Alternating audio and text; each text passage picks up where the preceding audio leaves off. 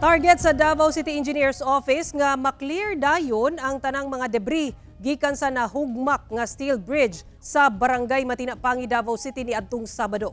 Ang DPWH Region 11 nakigkoordinar na sab sa mga buhatan alang sa pagtukod og bag-ong tulay sa lugar. Apan wala pagihapon masuta kung kinsa ang tag-iya sa truck ingon man ang misibat nga truck driver.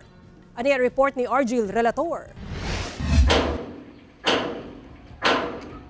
Nasugda na sa mga personahe sa Davao City Engineers Office ang clearing operation sa nahugmak nga steel bridge sa Barangay Matinapangi, Davao City ni adtong Sabado sa hapon. Kinihuman giagian og 10-wheeler truck nga lapas ang gibugaton sa load capacity sa tulay. Unahon matud pa nga makuha ang mga bakal sa tulay, una isa kasab ang truck nga nagihapon sa sapa.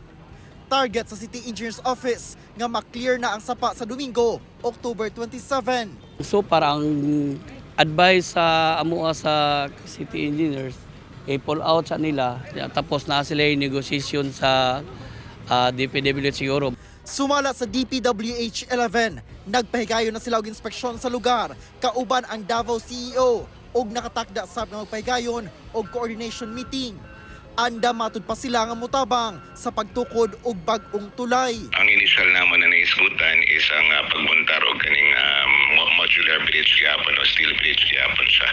Kaya doon naman tayo mga components na ready ana. So ng modular bridge na tinatawag nato, it will only be a couple of weeks. So mas dali siya compared sa concrete. Sa karon, parayon pa ang pagila og pagpangita sa truck driver. So parang ang tag-iya sa truck, wala palagi na mo na verify. Kung paano mo namang gikuha ng plate number sa LTO, wala pa feedback ng LTO sa mua. Ambot ka sa police station kung nakakuha na ba sila. Ano ba? Ang driver, wala pa po namo na trace up ang driver kay ang katong pagkahitabo, ang helper man ang nakuha namo. Dunanay gimuntar nga temporaryong agianan duol sa nadanyos nga tulay alang sa mga residente apan dili gihapon pwede makaagi ang mga sakyanan. Kauban si Metro Awing sa kamera. Ako si Argil Relator. 1 Mindanao.